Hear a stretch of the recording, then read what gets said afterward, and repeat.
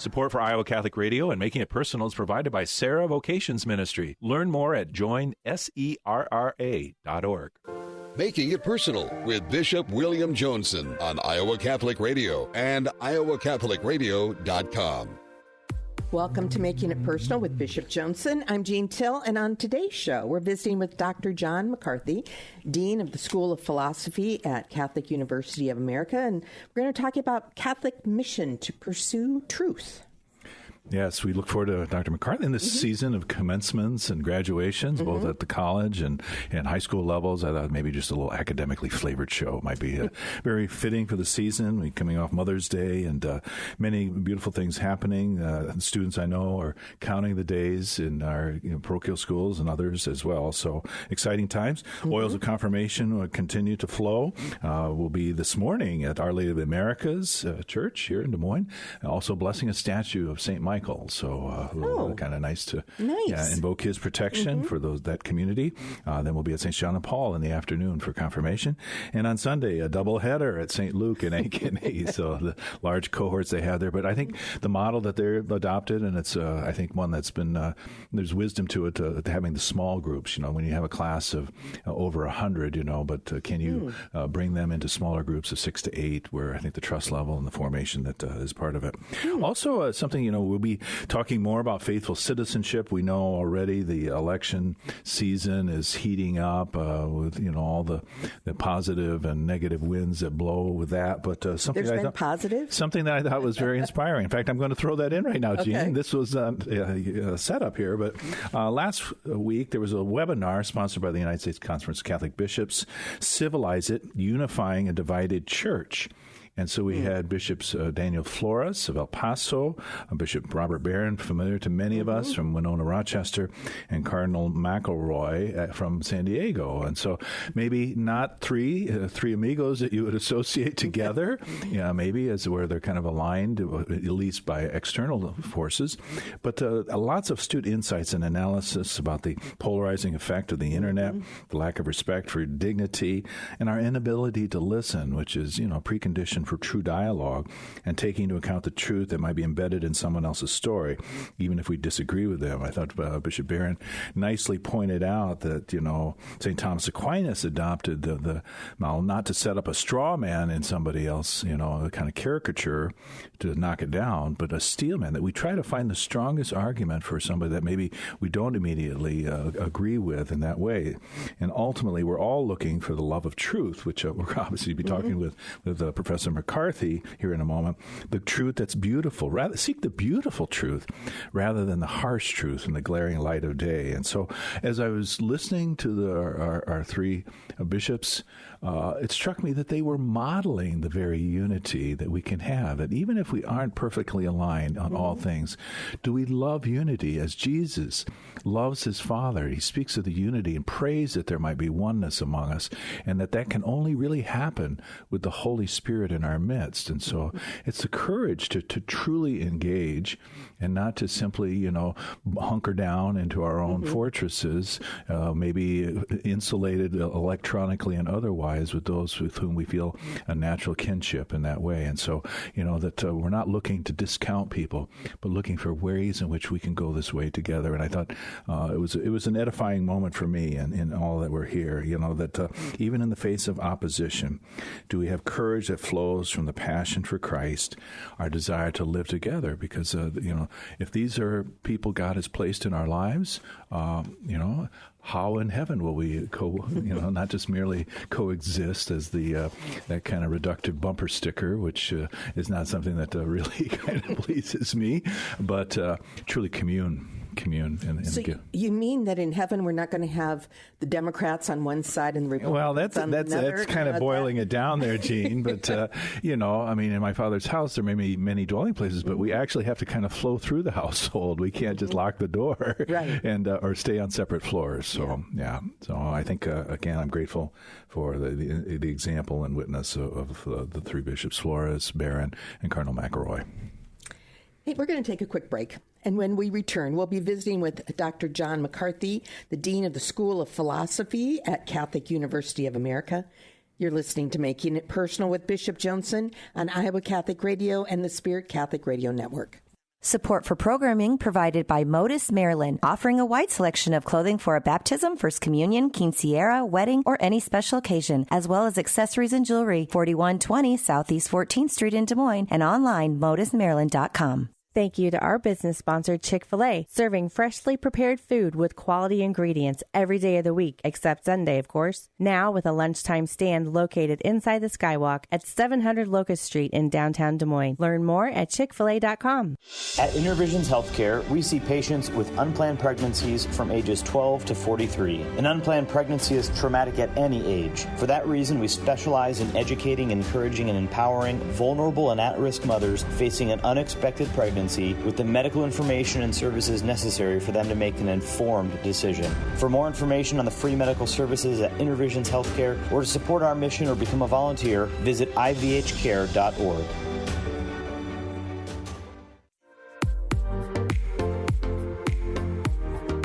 Welcome back to Making It Personal with Bishop Joensen. And on today's show, we're visiting with Dr. John McCarthy, the Dean of the School of Philosophy from the Catholic University of America. And we're talking about the Catholic mission to pursue truth.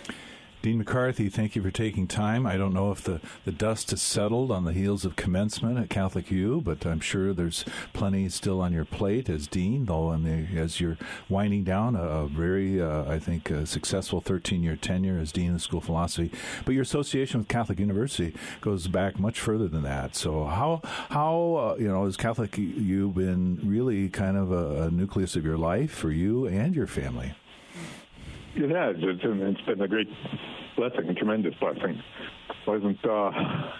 None of us can successfully, I dare say, write the playbook of our life. If you had to imagine your life, it'd be pretty dull, I dare say, even if you had imagined all kinds of adventures for yourself. I certainly didn't imagine myself staying in Washington all these years. I had never imagined, while I was an undergraduate, going to study in Washington, D.C., I certainly never imagined I'd be dean. If somebody had asked me, I would have said, no way. But here it is. No, it's been a great privilege and a blessing, as I say, to have been part of the School of Philosophy so many years of my life. And a number of very fine people I've met over the years and had the privilege to work with, wonderful students. So I've got nothing to complain about, Bob. Bishop. That's all right. And we do go back. You were one of my classroom teachers, so you did your best with me. And I remember very well. And that was an ingredient to a class on David Hume, which you wouldn't necessarily expect. But I had to ask you to stop chewing gum. Well, at least I wasn't chewing tobacco. No, I've never been known to do either. But thank you. Okay. And so following Jude Doherty, and then the late Jude Doherty, and then also Father Kurt Pritzel, who became sick, and so it was kind of thrust upon you a little bit, but gracefully assuming that yoke and leaving your own imprint there. How is being an administrator a little bit of a sacrifice, but it's also an opportunity to shape the faculty and to have an effect, an impact in the university community and in the church? Yeah, I don't. You could overdo this. Talk about sacrifice. We're not dodging real bullets or having to struggle in the jungle with animals that want to eat us. That's a good reality check. Yeah. So. And I suppose mostly it's a sacrifice in the sense that. You want your work, as all work is a kind of sacrifice. If you're at all mindful about it, you want it to be fruitful. You don't know whether it will be fruitful.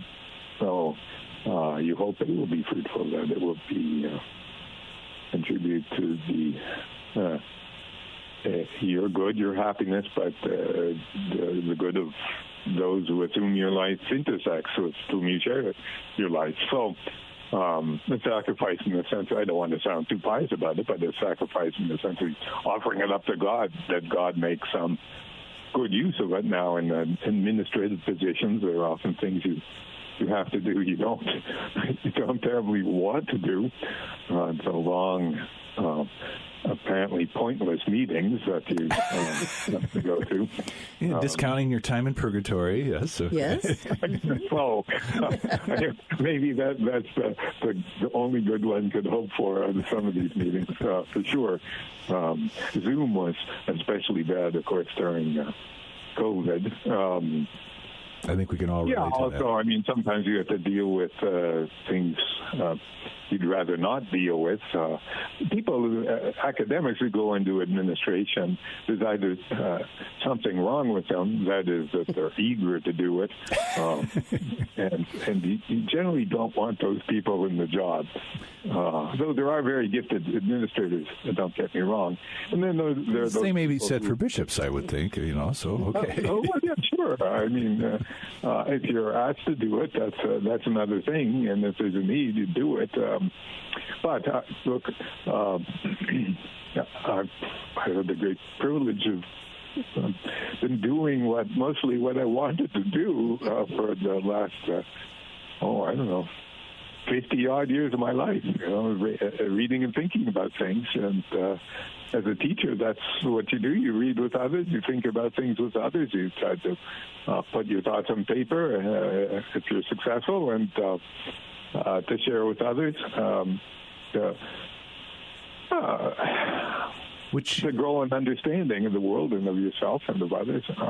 So that's what people go into the, I dare say, the university business for, in general, I think, when you have to take on the kind of job that I had for a number of years. You're often, as I say, attending meetings, or the work is ancillary to the real activity, which is the thinking about things with your students, with fellow colleagues, with the people you're reading, with the people you're engaging with. That has to be put in the back burner when you're a dean. And it takes, if I may interject here, a certain patience to bring that forth. Philosophies, not asking for an apology for philosophy, though sometimes it's called to account to justify itself. Whether to retain it even in the curriculum, I don't think that's going to be an issue at Catholic U, but certainly we see philosophy programs diminishing in something and even being outright eliminated. But compared to the Bush School of Business, which that's a different attitude and different mindset, which the results maybe are more tangible. Philosophy takes a great patience, perhaps like being a parent or the midwife, to see the fruits of that in contemplation. You were visited. Obviously Catholic U is it's under the auspices of the American bishops and ultimately of the congregation, or the dicastery for education. How the imprint and visit of three Roman pontiffs, the popes who visited, how did they maybe shape your sense of your own vocation as a philosopher with a Catholic milieu, a Catholic intellectual tradition that kind of flows into who you are and who you aspire to lead others to be? Yeah, I guess it's so astonishing me looking back, but I've been on campus for all three papal visits, and each was distinctive. The first with Pope St. John Paul II in 1979, and striking now to compare that with the visit to Pope Francis. With Pope John Paul II, I got up early in the morning. At that point, I dare say I wasn't particularly fervent in my faith. I guess I was still asking myself lots of questions, looking for answers, not entirely convinced. But I thought, well, it's not every day that the Pope comes to campus, and so I guess I'll get up and go see him. And, he was entering the basilica, and he walked up the front steps. The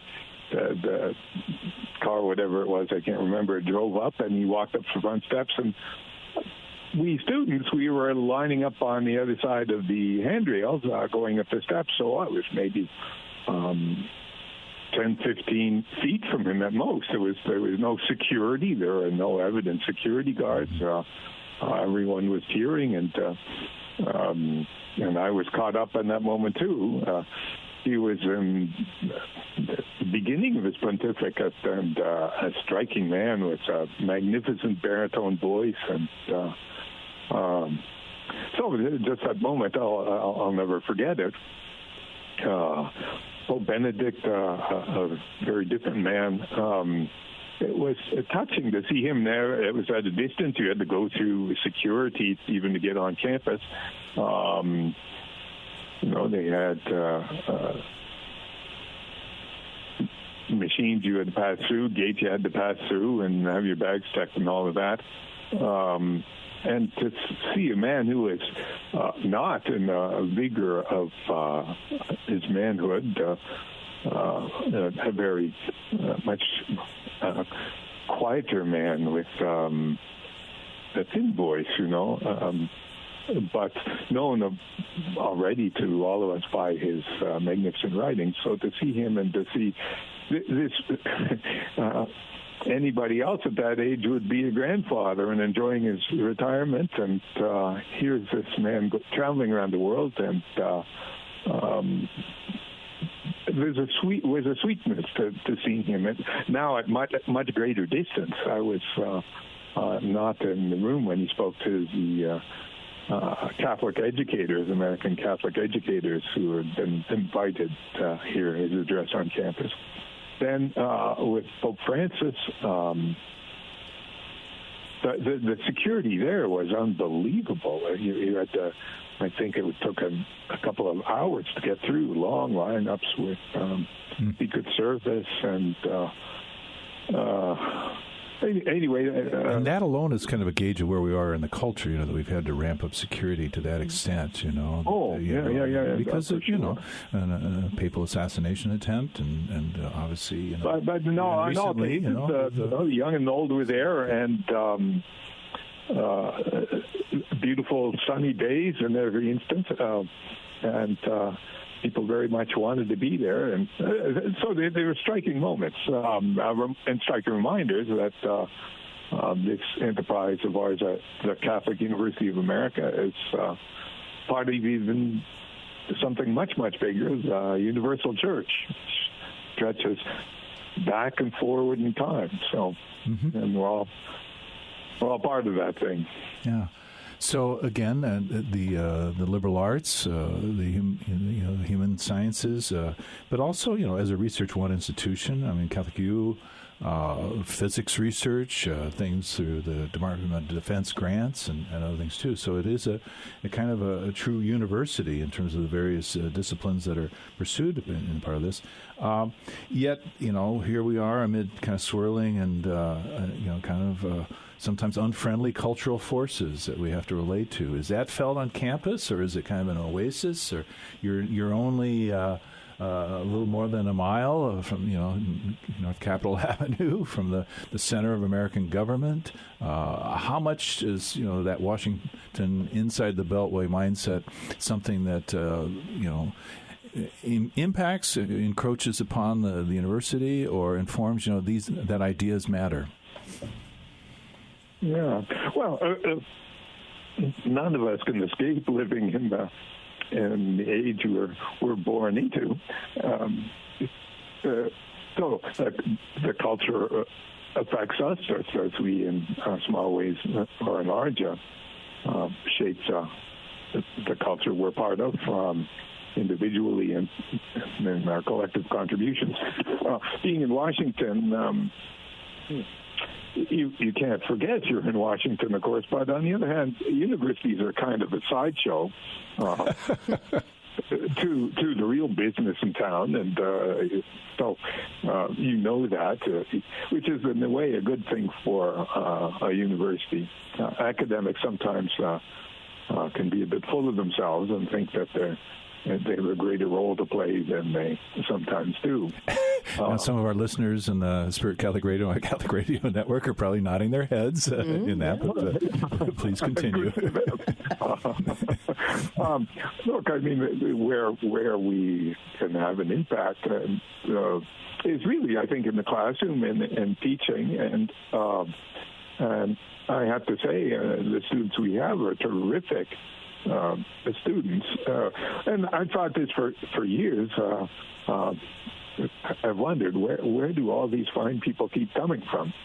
And in a way, it's a reminder, look, we're all inundated by the media and by opinions and ugly pictures streaming at us all the time. God created the world. He created us. And he beheld his creation and said it was not just good, but it's very good. We're part of that creation. And so the fine men and women that we had study with us, they're a powerful reminder of that there's lots of reasons to be hopeful. And teaching is a very helpful activity. It's frustrating at times, of course, but also hopeful. And our students are very appreciative of, I think, on balance, of our engagement with them. They're happy to read and speak and think with us about things to, again, in this spirit of trying to understand. We're all made for understanding. Yeah, thank you, Dean McCarthy. We're going to have to pause here for a moment, but I think, like you say, the kind of antidote to cynicism and the young people themselves are a source of hope.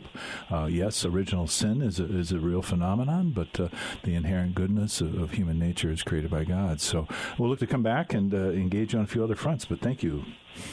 Well, stay with us as we continue our conversation with Dr. John McCarthy, Dean of the School of Philosophy at Catholic University of America. If you want to learn more about the Catholic University of America, go online to catholic.edu. You're listening to Making It Personal with Bishop Joensen on Iowa Catholic Radio and the Spirit Catholic Radio Network. Support for programming comes from Golden Rule Plumbing, Heating, Cooling, and Electrical, offering repairs, installations, and maintenance for the whole house, including heating and cooling systems and all things plumbing and electrical. Learn more at goldenrulephc.com. Support for Iowa Catholic Radio provided by the Sarah Vocations Ministry, including the St. Sarah Club of Des Moines and the Sarah Club of Council Bluffs. Sarah is an apostolate of the Worldwide Catholic Church dedicated to fostering and supporting priesthood and religious vocations. Sarahans strive to accomplish their mission through prayer, fellowship, and service to the bishop, priests, sisters, and all in religious formation, and in doing so to increase their own holiness. Learn more at joinsarah.org, joinserra.org. Thank you, Sarahans, for your support of Iowa Catholic Radio. Forge presents Catholic speaker and author Deacon Harold Burke-Sivers Wednesday, June 26 in downtown Des Moines. The deacon will draw parallels between St. Joseph and the father's role in a family. Register at iowacatholicradio.com and tune into Beacon of Truth weekdays on the Iowa Catholic Radio Network. Welcome back to Making It Personal with Bishop Joensen. So, Dr. McCarthy, as you'll set down the yoke of being dean, I hear your love of the classroom and students themselves. Hopefully that opportunity will be magnified for you as well as research. Your special area of focus is what philosophers would call the modern era philosophy, which is not present day, but folks such as Francis Bacon, David Hume, John Locke, Descartes, etc. Why would one devote oneself to this area, and is it good for us to be aware of their claims, even as they sometimes kind of maybe are trying to knock down some of the philosophical underpinnings upon which Roman Catholicism stands? Yeah, if I could back up a bit, philosophy hasn't existed always and everywhere as a kind of life devoted to asking the kinds of questions that philosophers make, especially their own, though there are questions that come up inevitably in life. So it begins in Greece in the 5th century BC, the 4th century BC. Philosophy then is, if you will, innocent of the alarming and striking claims of biblical revelation. But those two worlds, the world of Greek reason and Roman reason, encounter the world of the Bible. And that encounter isn't always smooth going, but as Pope Benedict often proposed, the St. Paul's encounter with with philosophy was really important for the church, that Christians began to understand themselves not as distinct as being taken by a claim and understanding of things that was distinct both from the piety of what we would call pagan life and from the demanding claims made by philosophical reason, which also distinguish themselves from popular piety and from pagan piety. So there's a kind of understanding that emerges in the world of what was once called Christendom, culminating in many ways in the High Middle Ages and theologians and philosophers. We're looking at about 90 seconds, Professor McCarthy, just for your awareness. Sorry, Pope Benedict, Saint Bonaventure and Aquinas.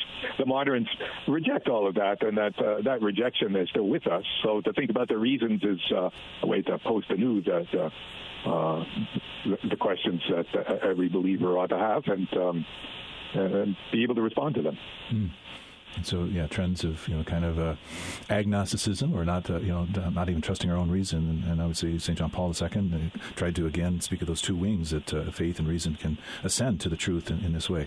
As we think about our listening audience, Nebraska, Iowa, even parts of Wisconsin and beyond, what would be your counsel to Midwestern parents who might be looking for a higher ed institution that will nurture and accompany their children in this journey of faith? And I believe President Kilpatrick, actually hailing from Randolph, Iowa. There's a piece of trivia I did not know. He was not Catholic at the time. But why to consider CUA as a college of choice? And you have about 20 seconds, unfortunately. This is the elevator speech. There's a few things more important than education. Look at the institution carefully that you would consider your kids going to, and look at that institution with them. You want to see a place where there's joyfulness about the faith and thoughtfulness about the faith. The Catholic University of America it really depends on the kid, of course, and then on a young person's particular interests. Dean McCarthy, I don't know if there'll be a victory lap or anything, but thank you for your service to the truth, to the higher education, and to folks like yours truly here who sat at your feet, and you've left an imprint on my life. So thank you very much, and blessings to you in this life transition. Thank you, Bishop Joensen, and thank you, too, for the good work you're doing. Every now and again, I think, I know a guy out there doing good work for the Lord, and I have to think that at least some of your flock are happy to have you there. We are. With them. Some are, yes, and then I can introduce you to some others, too. So anyway, blessings and farewell. Thank you. This has been another edition of Making It Personal with Bishop Joensen. Thank you to our guest and all of our listeners in Iowa, Nebraska, Wisconsin, or wherever you may be listening to Iowa Catholic Radio and the Spirit Catholic Radio Network. You can hear Making It Personal with Bishop William Joensen every week on Iowa Catholic Radio and iowacatholicradio.com. Support for Iowa Catholic Radio and Making It Personal is provided by Sarah Vocations Ministry. Learn more at joinserra.org.